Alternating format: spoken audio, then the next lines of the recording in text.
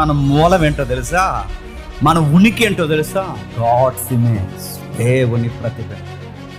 దేవుని ప్రతిబింబాల్లో ఉండి సృష్టిని వేలాల్సిన వారు, సృష్టిని శాసించాల్సిన వారు, ఆయనకు లోబడి ఆయన రాజరికాన్ని గౌరవించి ఆయన రాజ్యంలో క్రియాశీలకంగా పనిచేస్తే సృష్టి అలా మాట వింటారు.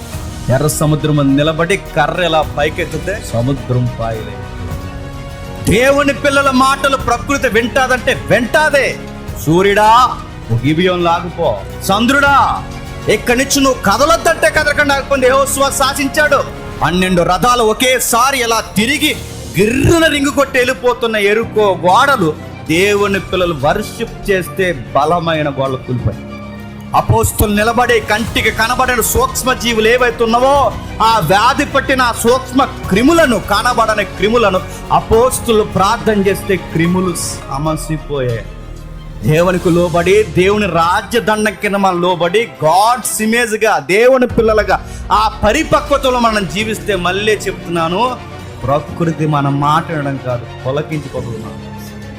దేవుని పిల్లలు ఎవరా, దేవుని పిల్లలు ఎవరా, దేవుని పిల్లలు ఎవరా, నేను ఎవరి కొరకు వర్క్ చేయాలి, దేవుని పిల్లలు ఎవరు, దేవుని పిల్లలు ఎవరు, ఆ దేవుని పిల్లల కొరకు స్వేచ్ఛగా సేవ చేయాలనుకోండి. అంటే ఈ మీద నుంచి అలా మేఘం వెళ్ళింది అనుకోండి, సన్ ఆఫ్ గాడ్ అని. ఈ సన్నాసి గడికి అనవసరంగా నేను వర్షం గుర్తించకూడదు అనుకోండి. నేల మీద మనం నడుస్తుంటే, మళ్ళీ చెప్తున్నాను, నేల మీద మనం నడుస్తుంటే దేవుని పిల్లలు 4000 మంది దేవుని పిల్లలు, 5000 మంది దేవుని పిల్లలు 6 రోజులు ఇక్కడ ఉంటారు. వీళ్ళకి నేను ఇదిగో పని చేయడానికి నాకు దేవుడిచ్చిన గొప్ప భాగ్యం అని ఫీల్ అవ్వాలి. వీసే గాలి మనం వీస్తున్నప్పుడు, మనం తాగుతున్నప్పుడు, ఇదిగో జేమ్స్ సన్ ఆఫ్ గాడ్, గాలి ఫీల్ అవ్వ. ఫలానా తమ్ముడు దేవుని కుమారుడు, గాలి ఫీల్ అంటే ఇది ఫీల్ అవుద్దంటే ఫీల్ అవుద్ది. కూర్చుండే కుర్చీ నిన్ను బట్టి ఏం చేయాలి తెలుసా? సంతోషించాలి.